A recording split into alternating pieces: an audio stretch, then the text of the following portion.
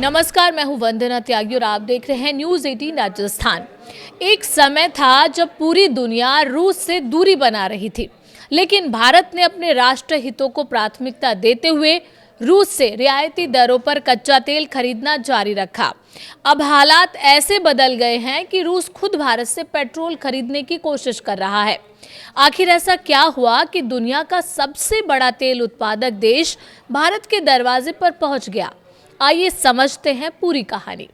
News agency Reuter की एक report के मुताबिक यूक्रेन के लगातार ड्रोन और मिसाइल हमलों ने रूस की कई तेल रिफाइनरियों को नुकसान पहुंचाया है।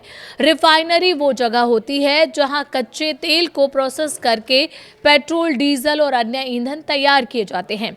यानी रूस के पास कच्चे तेल की कमी नहीं है, लेकिन उसे पेट्रोल और डीजल में बदलने की क्षमता प्रभावित हुई है।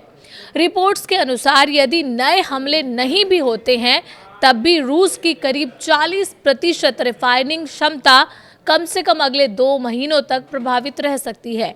भारत से संपर्क रिपोर्ट में दावा किया गया है कि रूस की प्रमुख ऊर्जा कंपनियां रोसनेफ्ट, गजप्रोम नेफ्ट और लुकोइल भारत की सरकारी और निजी रिफाइनरियों से संपर्क कर रही हैं। बताया जा रहा है कि भारत से पेट्रोल की कम से कम एक खेप रूस के लिए रवाना भी हो चुकी है और आगे भी ऐसे सौदों की संभावना जताई जा रही है। हालांकि इस दावे की स्वतंत्र रूप से आधिकारिक पुष्टि नहीं हुई है। भारतीय रिफाइनरियों का क्या कहना है? रिपोर्ट्स के मुताबिक भारत की 3 सरकारी रिफाइनरियों ने स्वीकार किया है कि रूस ने उनसे ईंधन खरीदने के लिए संपर्क किया है, लेकिन उनका कहना है कि फिलहाल उनके पास निर्यात के लिए अतिरिक्त पेट्रोल उपलब्ध नहीं है। सरकार का रुख। इससे पहले केंद्रीय पेट्रोलियम मंत्री हरदीप सिंह पुरी भी साफ कर चुके हैं कि भारतीय कंपनियां सीधे रूस को ईंधन नहीं बेच रही हैं।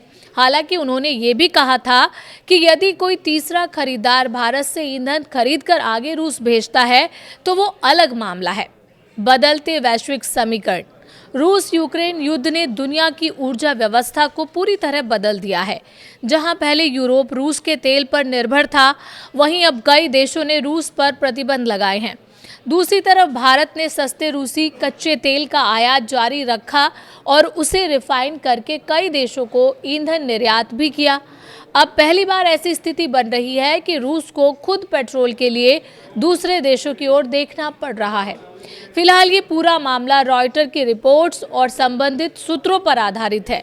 भारत या रूस की ओर से बड़े पैमाने पर पेट्रोल निर्यात को लेकर कोई विस्तृत आधिकारिक घोषणा नहीं की गई है, लेकिन यदि ये प्रक्रिया आगे बढ़ती है तो ये वैश्विक ऊर्जा बाजार और रूस यूक्रेन युद्ध के बदलते समीकरणों का एक महत्वपूर्ण संकेत हो सकता है।